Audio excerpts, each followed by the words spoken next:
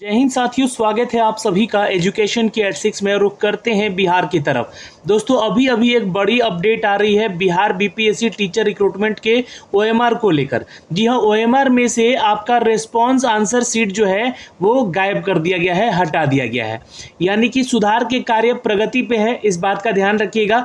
Response answer sheet हटा दिया गया है, लेकिन अभी भी जो महत्वपूर्ण चीज़ यहाँ पर आयोग को करना है वो ओएमआर पे करना है, क्योंकि गलतियां ज़्यादातर छात्रों का जो है, त्रुटियां जो है वो ओएमआर पे हुआ है। बहुत सारे छात्र तो वहाँ पे रिस्पॉन्स शीट को दिखला रहे थे, बता भी रहे थे कि सर हमने 150 क्वेश्चन किए जिसमें से 149 का ही आंसर दिया है। बहुत सारे ऐसे छात्र थे ये भी बताएं कि हमने जो क्वेश्चन जिसको कलर किया है उसका आंसर नहीं दिया गया है, और यहाँ पर जिसको हम लोगों ने कलर करना छोड़ दिया है, मतलब कलर आंसर नहीं किया है, उसका आंसर दे दिया गया है। तो उसी चीज़ को लेकर ओएमआर पर से रिस्पॉन्स शीट जो है हटा दिया गया। मैं आपको एक छात्र का डाउनलोड करके यहाँ पे दिखाना चाहूँगा। तो अप्लाई ऑनलाइन वाले सेक्शन पे जाइएगा और यहाँ से लॉगिन वाले पेज पे जाकर लॉगिन हो जाइएगा। देखिए ये जो छात्र हैं यहाँ पे, इनका हमने डैशबोर्ड ओपन कर लिया है और यहाँ से क्लिक करके इनका जो है अब हम यहाँ पे अभी, यानी कि समय आप लोग देख रहे हैं 7:40 हो रहा है, इनका जो है ओएमआर हम लोग अब यहाँ से डाउनलोड करते हैं।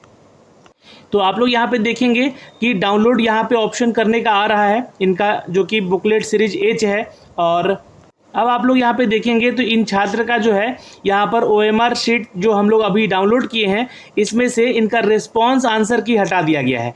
तो ये एक सूचना है दोस्तों, जहाँ पे आप लोग के ओएमआर पे काम हो रहा है। लेकिन वहीं एक और छात्र का यहाँ पर हम ओएमआर डाउनलोड करते हैं, जो कि 2 सब्जेक्ट का एग्ज़ाम दिए थे। ठीक है, इनके साथ क्या समस्या थी, तो एक जो ओएमआर जिन्होंने ये आंसर किया था वो ओएमआर का जो बुकलेट सीरीज था एच का था, और दूसरा जो था उनका ई का था। तो ये वाला तो सही है, ये आंसर जो ओएमआर का दिया गया है वो बिल्कुल सही है, लेकिन इसका ओएमआर का संख्या ही बदल गया है, इनके जो आंसर शीट दिया गया है। देखिए जैसा कि आप लोग यहाँ पे देख पा रहे हैं, इन्होंने 2 एग्ज़ाम दिए हैं। एक का जो बुकलेट सीरीज का संख्या है वो एच है, और जो दूसरा वाला है वो ई है। ठीक है, तो मैं दोनों ही डाउनलोड करके यहाँ से दिखलाऊंगा आप लोगों को। और ये वाला तो सही है, ई वाला बिल्कुल सही है, इनका जो है वही दिया गया है, लेकिन एच वाला जो है ये बुकलेट सीरीज ही इनका चेंज कर दिया गया है। देखिएगा, तो ये जो मैंने एच वाला इनका डाउनलोड किया, ये उनका एल का दिया गया है, यानी कि एल बुकलेट सीरीज का दिया गया है।